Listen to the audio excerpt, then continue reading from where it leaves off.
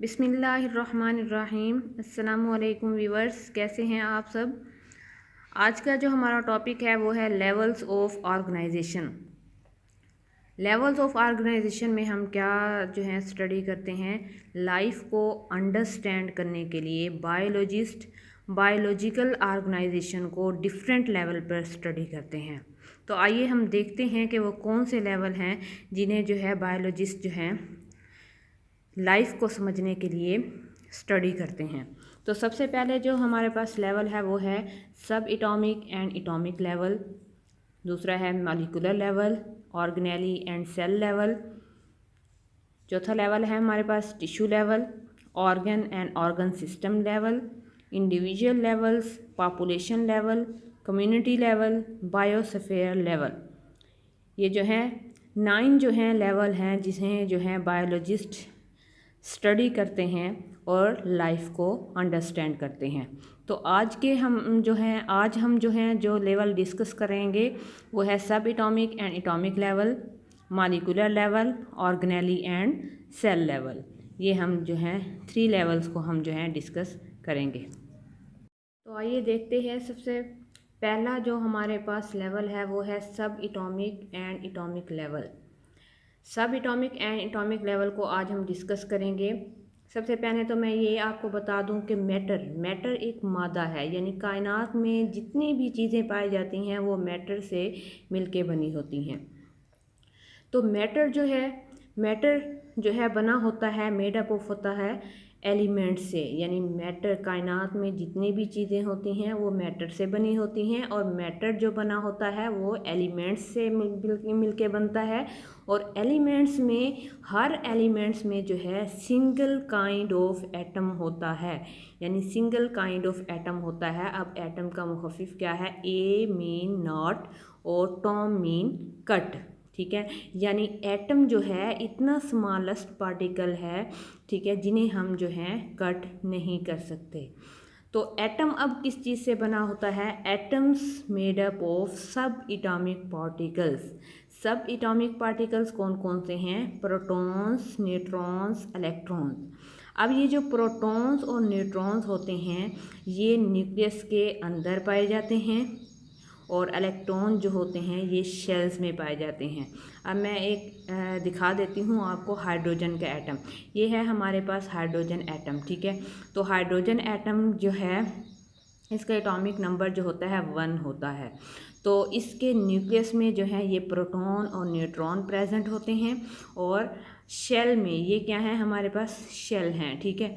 तो शेल में जो है इलेक्ट्रॉन प्रेजेंट होते हैं। ये क्या है, स्टेबल पार्टिकल्स हैं। न्यूट्रॉन, इलेक्ट्रॉन और प्रोटॉन क्या हैं, स्टेबल पार्टिकल्स हैं।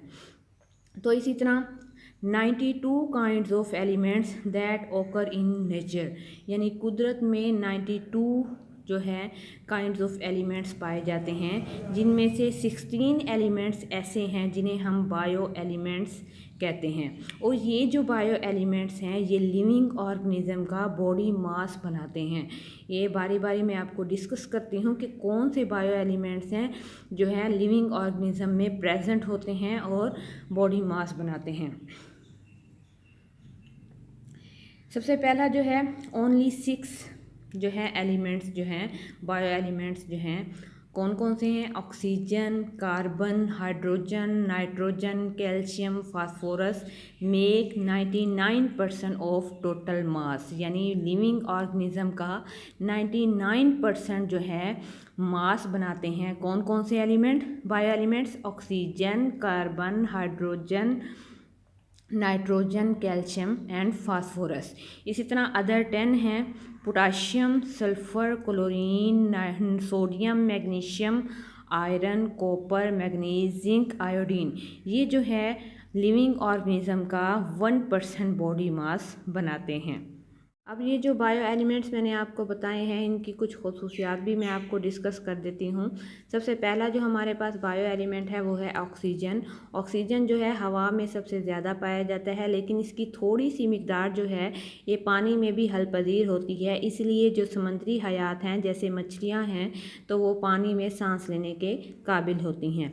इस तरह कार्बन है, कार्बन जो है ये भी जो है ज़मीन पर पाए जाने वाली तमाम जो जानदार अशिया हैं उनमें कार्बन प्रेजेंट होता है। और कार्बन जो है कुदरती तौर पर पाए जाने वाले मुरक्बात जैसे कि कुदरती गैस है, पेट्रोलियम है, लकड़ी है, ठीक है, तो इनमें भी कार्बन पाया जाता है। इसके अलावा कार्बन जो है हमारी खुराक का भी लाजमी जुज़ है। इसके अलावा है हमारे पास तीसरा बायो एलिमेंट हाइड्रोजन। हाइड्रोजन जो है ये कायनात में सबसे ज़्यादा पाया जाने वाला एलिमेंट है, ठीक है।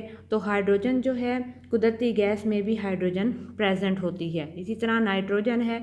नाइट्रोजन जो है पौधों और जानवरों में प्रोटीन की सूरत में पाई जाती है। इस तरह जो जानदार होते हैं, जानदार पौधों और जानदारों से प्रोटीन हासिल करते हैं, यानी इनकी और भी खसूसियात हैं, लेकिन मैं लिविंग ऑर्गेनिज्म में आपको खसूसियात बता रही हूँ कि लिविंग ऑर्गेनिज्म में इनकी कौन सी खसूसियात हैं। इस तरह कैल्शियम है। कैल्शियम तमाम जानदारों में मौजूद होता है। ये सेल वाल में प्रेजेंट होता है, हड्डियों में प्रेजेंट होता है, शेल्स में, ठीक है। तो कैल्शियम जो है, इसके अलावा कैल्शियम का एक और काम ये है कि खून को जमने में अहम किरदार अदा करता है।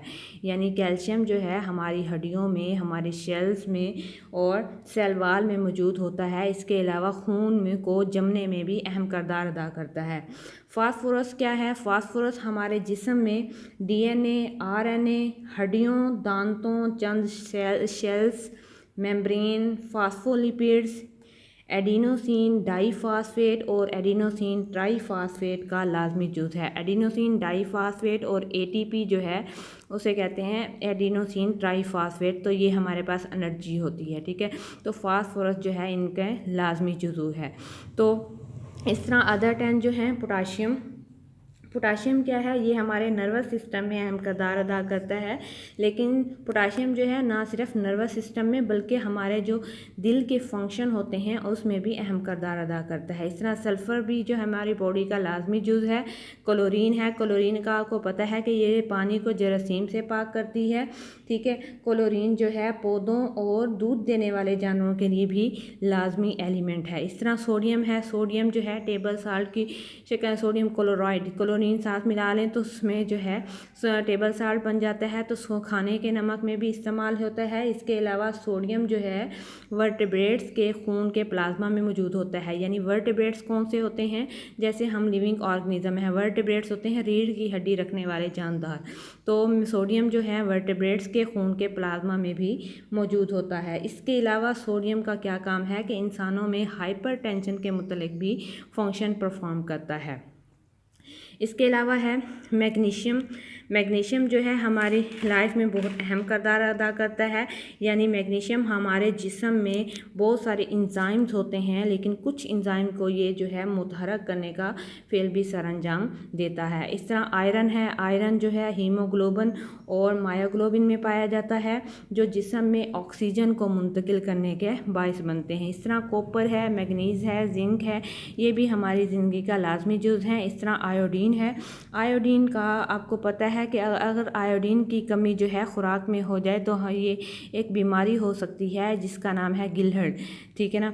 तो गोइटर की बीमारी जो है आयोडीन की कमी की वजह से होती है। नेक्स्ट जो हमारे पास लेवल है वो है मॉलिक्यूलर लेवल। मॉलिक्यूलर लेवल को हम सबसे पहले डिफाइन करते हैं। Bio elements do not occur in isolated form, rather they combine through ionic or covalent bonding. The stable particles formed by such bonding is called biomolecule। यानी bio elements जो हैं organism में कभी भी आइसोलेटेड फॉर्म में जो है present नहीं होते, बल्कि ये कंबाइन होते हैं किसके थ्रू? आयनिक या कोवलेंट बॉन्डिंग के थ्रू। यानी बायो एलिमेंट्स जो हैं कंबाइन होते हैं आयनिक या कोवलेंट बॉन्डिंग के थ्रू, और इन्हीं बॉन्डिंग को हम क्या कहते हैं? स्टेबल पार्टिकल्स की बॉन्डिंग को क्या कहते हैं? Bio molecules.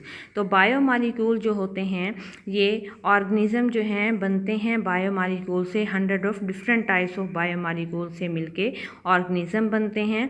और बायो मॉलिक्यूल जो होते हैं ये बिल्डिंग मटेरियल्स होते हैं। क्यों बिल्डिंग मटेरियल्स होते हैं? क्योंकि इनकी स्पेसिफिक बॉन्डिंग अरेंजमेंट होती है, जिसकी वजह से ये बायो मॉलिक्यूल जो होते हैं इनमें जो है ग्रेट वैरायटी होती है एंड कम्प्लेक्सिटी होती है। तो बायो मॉलिक्यूल को हम जो है अब क्लासीफाई करते हैं। Biomolecules are classified as micromolecules and macromolecules. Micro mean small and macro mean large, ठीक है ना। तो माइक्रोमोलिक्यूल्स जो होते हैं ये शॉर्ट क्वेश्चन के तौर पर भी आ सकते हैं, different between micromolecules and macromolecules, या टाइप्स ऑफ बायोमोलिक्यूल्स के लिहाज से भी आ सकता है क्वेश्चन, ठीक है। तो इस तरह जो है माइक्रोमोलिक्यूल ये शॉर्ट क्वेश्चन में भी आ सकता है, और इनके जो माइक्रोमोलिक्यूल की एग्जांपल हैं, मैक्रोमोलिक्यूल की एग्जांपल हैं, ये एमसीक्यू के तौर पर भी आ सकती हैं। तो माइक्रोमोलिक्यूल को हम डिफाइन करते हैं वो मालिक्यूल जिनका मालिकुलर वेट जो होता है लो होता है, उन्हें हम माइक्रोमोलिक्यूल कहते हैं। माइक्रोमोलिक्यूल कौन कौन से हैं? Glucose, water. इस तरह मैक्रोमोलिक्यूल जिनका मालिकुलर वेट जो होता है हाई होता है, जैसे स्टार्च, प्रोटीन, लिपिड्स ईटीसी, ये मैक्रोमोलिक्यूल्स हैं। नेक्स्ट हम डिस्कस करेंगे organelle and cell level. Biomolecule assembles in a particular way and form organelle, यानी बायोमोलिक्यूल जो होते हैं आपस में इकट्ठे होते हैं और क्या बनती हैं? ऑर्गेनेली। और सबसे पहले ये मैं बता दूं कि ऑर्गेनेली जो हैं वो कौन कौन सी हैं? माइटोकॉन्ड्रिया, राइबोसोम, ठीक है।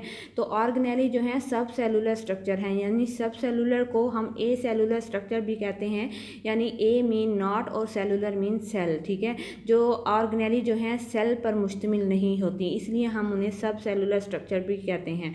जैसे माइटोकॉन्ड्रिया है और राइबोसोम है, ये सेल के अंदर ही अपने फंक्शन परफॉर्म करते हैं। जैसे माइटोकॉन्ड्रिया का फंक्शन क्या है? सेलुलर रेस्पिरेशन में ये अपना फंक्शन परफॉर्म करती है।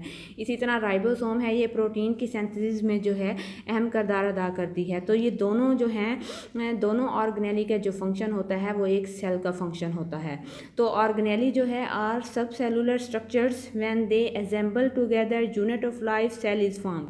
अब जो यही जो ऑर्गेनेली हैं जिन्हें हम कहते हैं कि सब सेलुलर स्ट्रक्चर हैं, ये आपस में इकट्ठी होती हैं और सेल बनाती हैं, यानी सेल क्या है? यूनिट ऑफ लाइफ है, ज़िंदगी की इकाई है, ठीक है।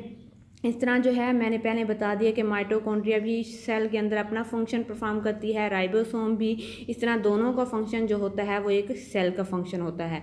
इसके अलावा जो है prokaryotes and protist consist of a single cell, यानी prokaryotes, pro mean without and karyotes mean nucleus, यानी विदाउट न्यूक्लियस होते हैं, एंड प्रोटिस्ट भी इसी तरह होते हैं, यानी ये सिंगल सेल पर मुश्तमिल होते हैं। Prokaryotes and protist single cell पर मुश्तमिल होते हैं। इसके अलावा fungi, animals and plants consist of a trillion of cells, यानी फंजाई, प्लांट्स और एनिमल्स जो होते हैं ये ट्रिलियन ऑफ सेल्स पर मुश्तमिल होते हैं।